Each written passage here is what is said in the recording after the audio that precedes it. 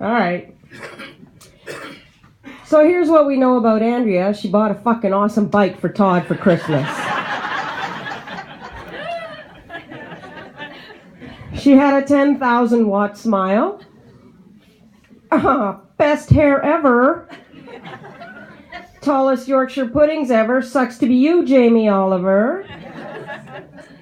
And of course she was indomitable. Doesn't it just figure that even her cancer seemed to know that? If it was going to target her, it was going to have to be the most aggressive one there is. Here's a few things you might not know about her. She played a mean game of Romoli. In grade 10, she was voted best dressed in her school. When she won hat trick for Female Athlete of the Year, her dad threw his hat on the stage to make it official. Go Bob! And she could hold her liquor. Okay, you probably already knew that. That's not one of the things you didn't know. We would have pool parties with our partners in crime, Randy and Jan, that started in the afternoon and ended sometime just before we had to go to work. I remember our young daughter once asking, "What do you talk about for 10 hours? Who knows? If memory serves, and it doesn't, we were mostly laughing and drinking wine. And it all started in the spring of 2010. I had just been hired to work at the wine shop here at Cedar Creek, and I showed up one morning before the shop was open to pick up my uniform. I was wandering around looking for a way in. Andrea intercepted me. "Can I help you?" Trademark, Andrea, don't mince words.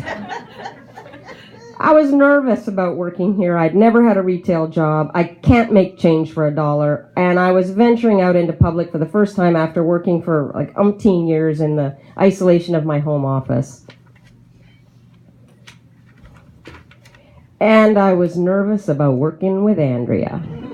I had been warned, beware of Andrea.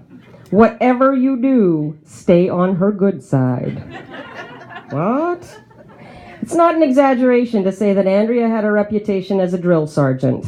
You remember that guy from the movie Officer and a Gentleman or Full Metal Jacket? Yeah, those guys. That was her. In her defense, she adopted that persona for a reason. Every season, Andrea was charged with taking a bunch of rookies and somehow turning them into a well-oiled, hard-working, wine-selling, tour-giving machine. She had her work cut out for her. Most of the newbies showed up thinking the job would consist mostly of standing around, chatting, and sipping wine all day. Not on Andrea's watch. Working in the wine shop under Andrea was like what they say about the army. It's the toughest job you'll ever love. Hauling cases of wine up and down, running here to the pavilion, where we're standing right now, with racks of wet, scalding glasses, getting bombarded on long, rainy weekends with cranky parents and their rowdy kids anxious for some respite from the campground, and worst of all, wrangling tour buses full of drunken bachelorettes. Somehow it worked. Well, not somehow. It worked because Andrea worked. And she expected you to work too. She set the bar high for those around her, but especially for herself. To my knowledge, she never made anyone do push-ups in the mud, but there were a few drunken groomsmen who certainly should have been put to the task. If you were a slacker or you struggled with being part of the team, she was going to call you on it.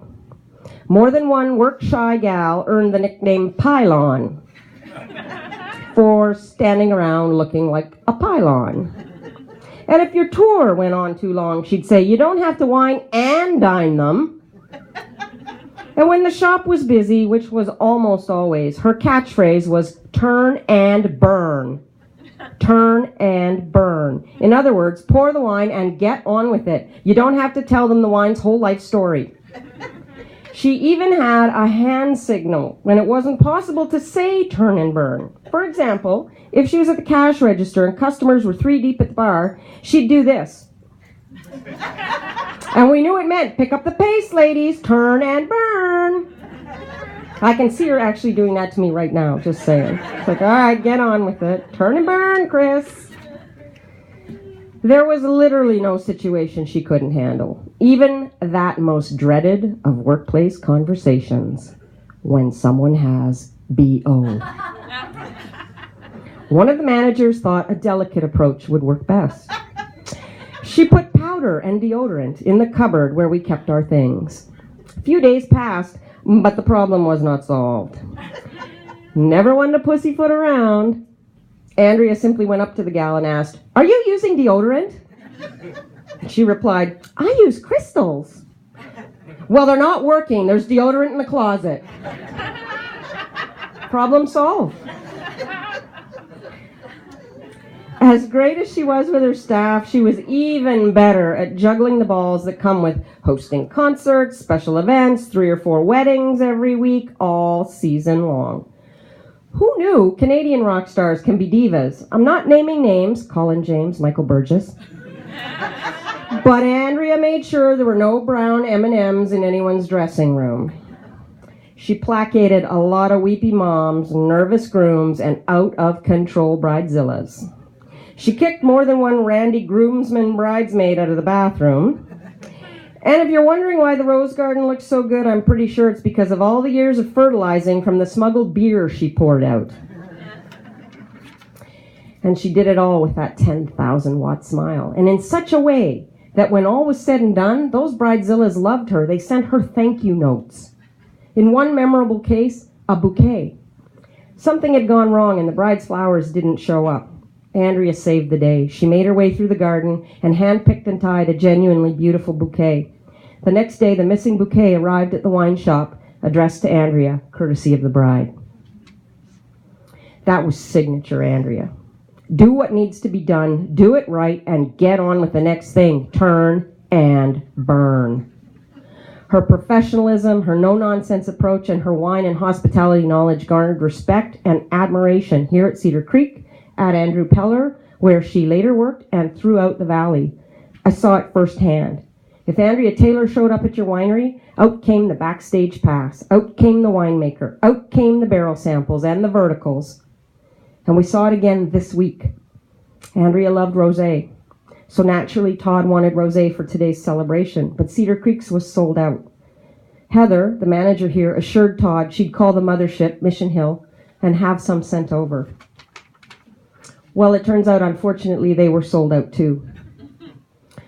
When Anthony Von Mandel, the owner of Mission Hill and Cedar Creek and Martin's Lane and Mike's Hard Lemonade, heard that Andrea Taylor's celebration needed rosé, he took a case out of his own private cellar. I think that pretty much sums up the connection Andrea had with people and the respect and admiration that people had for Andrea. Not just us, King Anthony, his own private cellar. On that note, I'd like to ask if there's anyone who'd like to come up, say a few words. Don't be shy. Anyone? Yes, please, come. Absolutely.